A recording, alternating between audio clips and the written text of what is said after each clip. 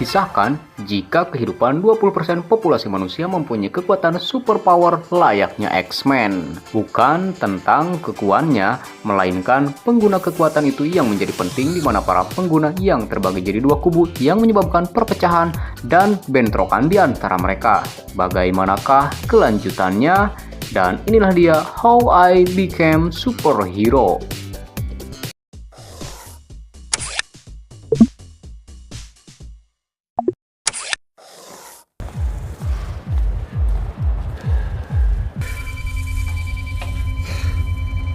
Scene awal memperlihatkan seorang pria dengan kekuatan unik, yakni membutakan mata seseorang bernama Ellipso. Kala itu, dia tengah berjalan di sebuah gang kecil dan dari belakang datang seorang pria tak dikenal yang menyerangnya hingga membuatnya pingsan.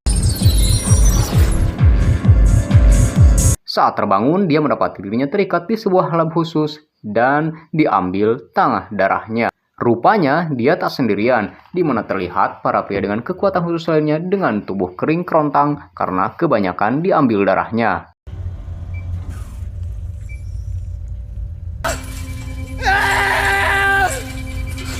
Scene lalu berpindah ke seorang polisi bernama Gary. Kala itu, dia dipanggil atasannya ke ruangannya. Di sana, sang atasan memarahi dirinya karena dianggap kurang satset dalam menangani kasus. Maka dari itu, dia merekrut polisi baru berbakat sebagai tambahan amunisi kepolisian bernama Cecil. À la fin de votre collaboration avec le Pack Royal, vos résultats sont bien en deçà de ce qu'on pouvait. Lieutenant Schatzman a hâte de profiter de votre expertise. Belum semenit keluar dari ruangan itu, Gary mendapat panggilan darurat khusus penyerangan seorang siswi di sebuah sekolah. Terlihat, si pelaku menggunakan kekuatan pirokinetiknya atau api untuk menyerang siswa lain yang selalu membulinya. Para siswa yang ketakutan lari berhamburan ke segala penjuru termasuk gadis imut bernama Lily yang bersembunyi di toilet. Ok, à tous, on lance l'intervention. Faktanya, si Lily juga mempunyai kekuatan elektromagnetik dan tanpa ia sadari kekuatannya itu diketahui oleh seorang pria bernama Rudy. Lalu, Gary dan Cecil tiba di sekolah. Dengan segudang pengalamannya, Gary dengan tenang menghandle si bocil api ini tanpa kesulitan yang berarti.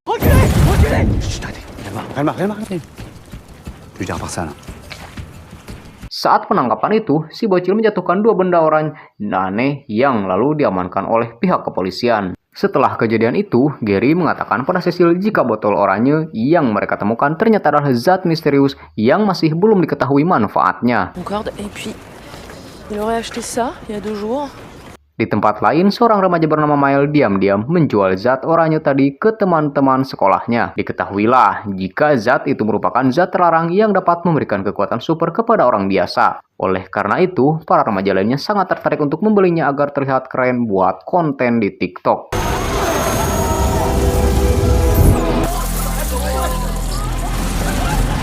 Kembali ke Gary yang menemui temannya bernama Monte Carlo yang diketahui dulunya adalah seorang superhero yang sering membantu masyarakat. Monte Carlo tag team dengan dua superhero lainnya bernama Kalista dan Gigaman yang dikenal dengan sebutan Pack Royal yang sangat dikagumi di zamannya.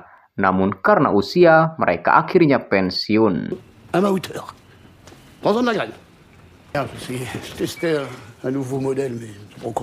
Gary lalu minta bantuan Monte untuk menyelidiki kasus pembakaran klub yang tengah dia selidiki. Berkat pengalaman, kemampuan, dan skill yang dimilikinya, Monte Carlo meyakini jika seorang dengan kemampuan api luar biasa bernama Barcero ialah pelaku utamanya. Clément, des tirs de 6-7 mètres.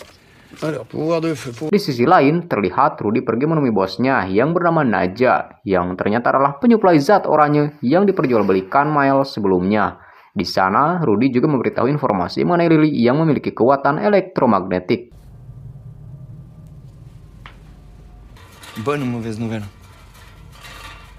Beberapa hari kemudian, rapat polisi digelar karena maraknya aksi pembakaran liar di kota. Gary pun memberitahu informasi tentang Brero yang diduga sebagai pelaku pembakaran tersebut. Dan tentu saja Pak Komandan langsung menyuruh anak buahnya untuk segera menangkap si Barcero ini. Bien, alors à partir de maintenant, ce Brasero devient notre suspect numéro 1. Lalu Gary mendapatkan telepon dari Monte Carlo yang memberitahukan bahwa Barcero saat ini sedang bekerja di sebuah restoran di Paris. Namun sebelum ke sana, Gary menyempatkan diri untuk menemui Kalista, salah satu anggota PEC Royal yang mempunyai kekuatan untuk melihat masa depan dan meminta bantuannya. Monte Carlo? Tu devrais passer le voir. Dia lalu mengungkap kesalahannya di mana akhir-akhir ini banyak pengguna kekuatan api yang merusuh dan membakar segala hal yang padahal pada umumnya pengguna satu kekuatan murni hanya ada di satu keturunan. Akan tetapi, Kalista yang kini bekerja sebagai pelatih basket menolak membantu Gary karena sedang sibuk ngurusin anak didiknya. Setelah perekrutan Kalista gagal total, Gary dan Cecil menuju ke sebuah rumah sakit tempat para korban pembakaran dirawat. Di sana, dokter memberitahu mereka bahwa seseorang telah meninggal dan secara mengejutkan ternyata korban itu adalah Barcero. Hal ini pun membuat Gary merasa aneh karena seharusnya pengguna pyrokinetik murni tidak akan mati oleh api. Les analyses toxicologiques ont matché avec le produit que vous avez envoyé au labo. À zéro. Le tatouage dans le cou, on vient de me confirmer que c'était le sien. Dokter lalu menjelaskan kalau tubuh Barcero ditemukan dalam kondisi kekurangan darah. Selain itu, zat oranye yang kemarin Gary temukan juga mengandung DNA yang sama dengan DNA Barcero. Seketika, Gary pun menyadari jika zat-zat tersebut dibuat dari darah Barcero dan mengkambing hitamkan seolah-olah dialah pelaku dari pembakaran-pembakaran yang terjadi selama ini. On l'a vidé de son sang pour fabriquer le produit.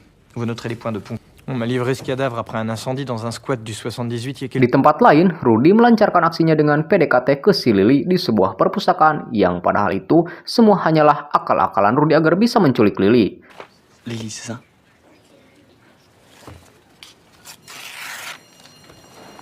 Sementara itu, di kantor kepolisian Gary menemukan kejanggalan dari rekaman CCTV di mana terlihat seorang anak muda yang terbakar akan tetapi tak masuk daftar korban. Sontak, Gary dan Cecil pun segera OTW ke rumah sakit dan menginterogasi si bocil bernama Amin.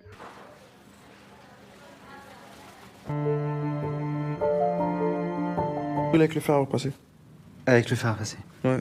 Jusqu'à l'épaule. Meskipun awalnya bungkam, Amin akhirnya memberikan informasi mengenai Mael dan mengatakan kalau pengedar zat oranye yang mereka cari ialah seorang pria bernama Mael, anak buah Naja yang sering beroperasi di sekitar sekolah.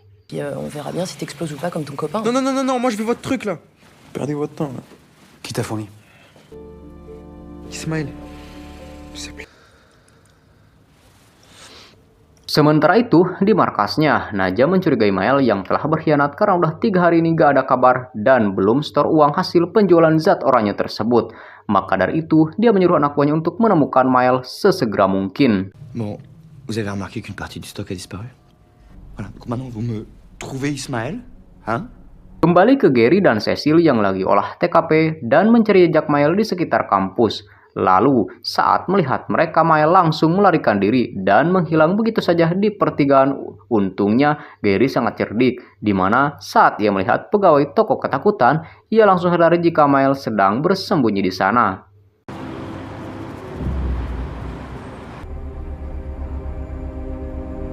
Mereka pun masuk ke toko tersebut dan dengan pengalaman yang dimilikinya, tak sulit bagi Gary untuk melumpuhkan Mael dan membawanya ke kantor polisi. Qu'est-ce que c'est? Bah, il avait des doses sur lui. Interogasi pun berlangsung berjam-jam, namun tak kunjung menghasilkan apa-apa dikarenakan si Mael ini bebal dan bungkam dan tak memberikan informasi apapun. Gary yang lapar lalu makan sejenak di warteg dekat kantor dan mendapat informasi terbaru dari Monte Carlo di mana beberapa minggu yang lalu seorang bernama Calypso yang memiliki kemampuan membutakan orang dinyatakan menghilang secara misterius. L'enchanteur. Son nom ne te dira rien. Ah, monsieur est plus curieux tout à coup. Quand j'ai appris pour la... Bersamaan dengan itu, kantor polisi diserang oleh sekelompok orang tidak dikenal. Gary pun bergegas pergi ke sana dan mendapati kalau sekelompok orang itu menggunakan kekuatan Super Ellipso untuk membutakan para polisi. Je vois plus rien. Je vois plus rien.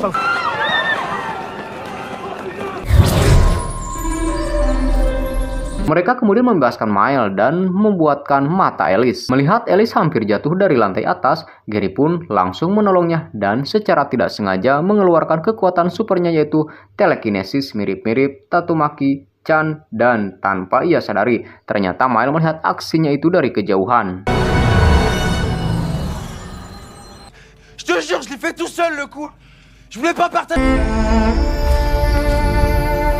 Esoknya, Mael dibawa ke markas Naja. Dia yang kecewa pada Mael lantas mencoba membunuhnya. Akan tetapi, sejenak dia menghentikan niatnya itu karena Mael memberitahu Naja kalau ia melihat seseorang polisi bernama Gary yang memiliki kekuatan telekinesis. Tapi, ya namanya juga penjahat. Setelah informasi didapat, Mael tetap aja dihabisi.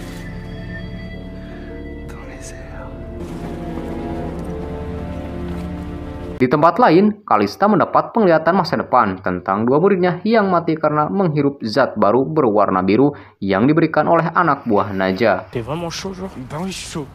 Pourquoi t'es pas chaud, toi? Ils sont où, Karim et Vincent? Ils ont mieux à faire que de s'entraîner? Kalista pun segera pergi untuk menolong muridnya itu. Sayang, dia terlambat karena kedua muridnya itu udah duluan mati akibat efek zat biru tersebut. Faut encore revoir les dosages. Ok. Sinon, j'ai mis tous les proches d'Ismaël sur l'écoute et il y a une équipe qui en... Sementara itu, di kantor polisi Gary kedatangan seorang ibu-ibu yang kehilangan putrinya, di mana ternyata putri ibu tersebut adalah Lily. Faktanya, si Rudy udah berhasil menculik Lily dan memberikannya pada Naja sebagai bahan pembuatan zat elektromagnetik. Dan zat itu pula lah yang juga telah membunuh dua murid Kalista sebelumnya. Ça va? Sa fille a disparu. Prends ça des... Tanpa buang-buang waktu, Gary segera olah TKP dan pergi ke rumah Lily untuk mencari petunjuk. Rupanya, Kalista juga tengah berada di sana, yang juga tengah mencari dalang pembunuh kedua muridnya. Ils ont testé leur merde sur 2 gamins à moi. Ketika Kalista hendak pergi, ia mendapati penglihatan kalau Gary dan Cecil dibunuh oleh anak buah Naja. Dan benar saja, nggak lama kemudian Gary yang sedang menyelidiki kamar Lily tiba-tiba dibius oleh anak buah Naja dan dibawa ke dalam mobil.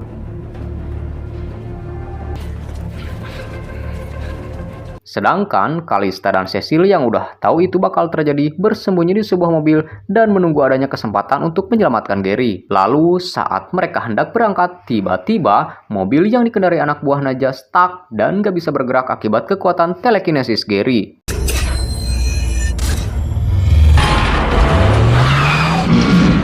Melihat zat tersebut, Cecil dan Kalista lantas turun dan menyerang mereka. Baku tembak pun tak terelakkan, yang membuat anak buah Naja terpojok. Rudy yang bingung pun menembak tubuh Gary beberapa kali dan melemparkannya keluar sehingga mereka bisa kabur dari sana.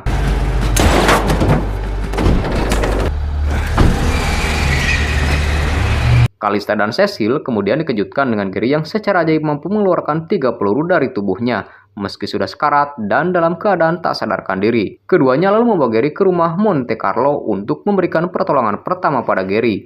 Di sana terungkaplah fakta, yakni Gary adalah superhero seperti Pak Royal, di mana beberapa tahun silam saat Pak Royal sedang bertugas, mereka tak sengaja menemukan Gary yang sedang menggunakan kekuatannya untuk melawan penjahat. On a rencontré Moreau sur une intervention. Pour demander de l'aide à sa brigade que il a pas cherché plus loin.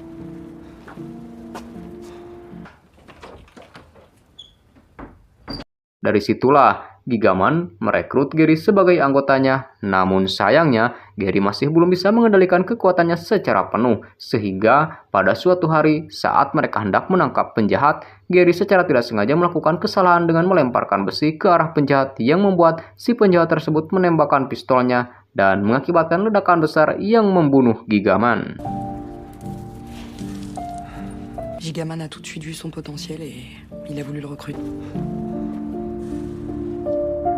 Selain itu, Gigaman juga ternyata adalah ayah Lily, dan itulah mengapa Lily memiliki kekuatan elektromagnetik, dan karena kesalahannya itu Gary tidak pernah menggunakan kekuatannya lagi. Il a fait une croix sur ses pouvoirs et...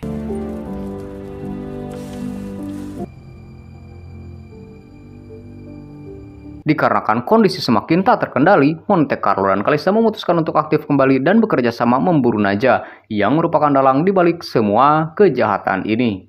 Que Moreau a des pouvoirs et qu'on l'a tous pris pour un con pendant 10 ans? Ah, il va adorer, ouais. Tapi, karena tidak mengetahui informasi maupun markas Naja, Monte Carlo pun mempunyai ide, yaitu memasang mikrofon di kantor milik seorang psikolog ahli kekuatan super bernama Elizabeth, yang setiap harinya menerima pasien yang memiliki kekuatan super. Attendez. Ça, c'était la psy de Brazzaville. Sebagai langkah awal, Monte Carlo mendatangi kantor Elizabeth dan berpura-pura jadi pasien. Satset, Monte Carlo berhasil menyadap suara di kantor tersebut. Hier, je me suis réveillé 1 mètre au-dessus de mon... Namun dari beberapa sistem yang datang, tak satupun informasi penting yang mereka dapatkan mengenai Nadja. Lalu setelah browsing di Mang Google, Cecil mendapat informasi lain mengenai Elizabeth yang dulunya pernah bekerja sama dengan seorang dokter bernama Dato dalam pengembangan zat kekuatan superhero. Ce qui vous fait peur? Ben, si je lui dis, qu'est-ce qui... Leur père, il vit quelque chose avec eux.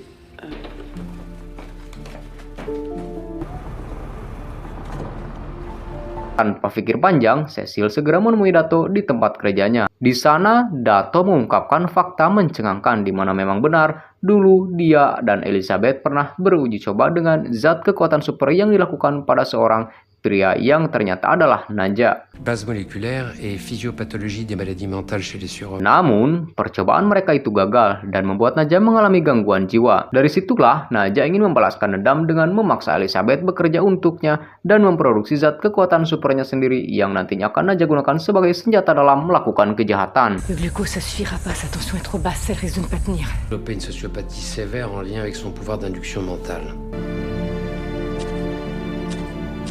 Sementara itu, Kalista akhirnya berhasil menemukan markas Nadja dengan membuntuti Elizabeth yang saat itu datang ke markas karena keadaan Lily semakin mengkhawatirkan. Namun, Nadja tak mempedulikan hal itu dan tetap memaksa Elizabeth untuk membuat zat super dari darah Lily meskipun harus membuatnya terbunuh.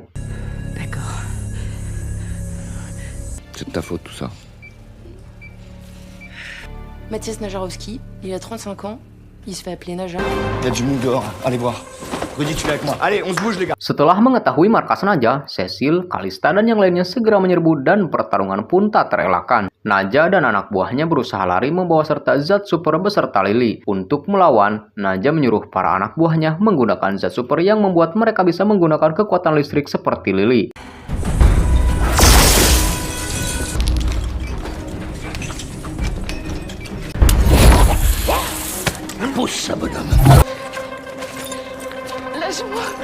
Akan tetapi, berkat pengalaman dan kekuatannya, Pack Royal yang dibantu dengan pihak kepolisian mampu melumpuhkan anak buah Nadja, termasuk si Rudy. Tu t'essouffles, ma chérie.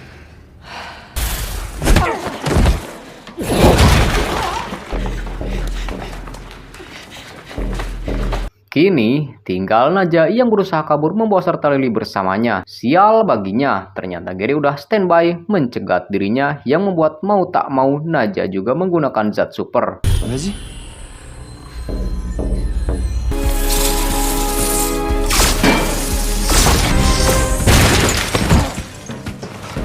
Gary sempat terpojok dan tidak bisa berkutik. Lalu, ketika Nadja sedang bersembunyi di balik tembok, Lily memberanikan diri untuk melawan. Melihat itu, Gary, Nadja langsung mengambil kesempatan untuk menyerang hingga Nadja terpojok mengkonsumsi zat super secara berlebihan dan membuat tubuhnya bak bom waktu yang siap meledak kapan saja.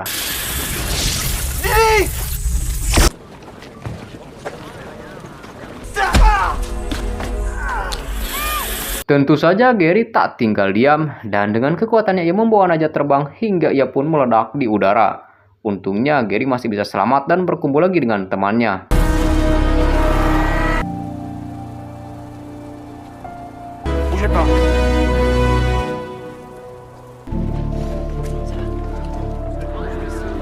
Dari sana pula, pihak kepolisian menyadari jika Gary selama ini juga punya kekuatan super layaknya Pack Royal dan orang-orang terpilih lainnya. Film pun ditutup dengan Gary yang kini menjadi agen ganda di mana dia aktif di kepolisian dan kembali join dengan Pack Royal untuk melindungi manusia. Sementara Lily juga terlihat sedang merancang kostum pahlawan supernya dan ingin juga bergabung dengan Pack Royal seperti ayahnya dulu.